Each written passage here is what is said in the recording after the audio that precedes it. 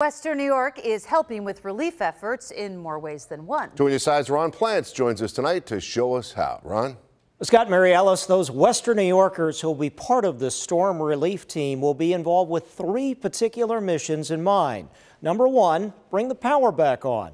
2, handle some rescue work. And 3, restoration of damaged homes and property.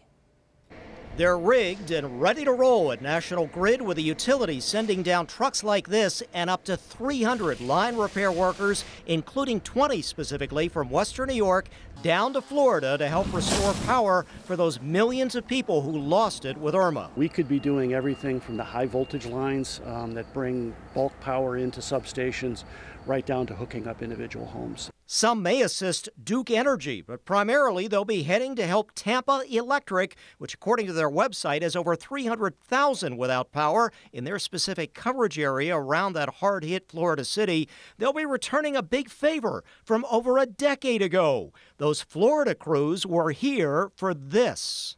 Somewhat ironically, Tampa Electric was one of the companies that came to Buffalo during the October surprise in 2006. We had crews from 13 different states and 3 provinces here. While those trucks are driving down, 55 members of the New York Army National Guard's 142nd Aviation Unit are flying down with 10 Black Hawk helicopters like these, 3 of them from Rochester, to help with search and rescue missions. And other Western New Yorkers could eventually be heading down to Florida to help with any home restoration, especially if those homes are damaged by winds or flooding.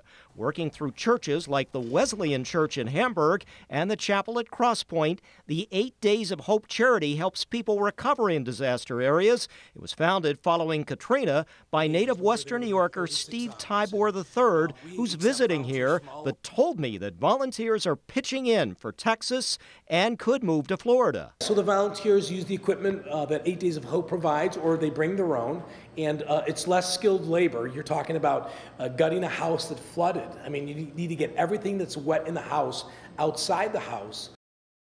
Some of these volunteers could be involved for weeks, some already in Texas, as we're saying. There's more now heading for Florida. And by the way, a big truck loaded with donated tools, generators, batteries, fans, and extension cords, essentials, arrived in Texas just a few days ago, according to Steve Tybor.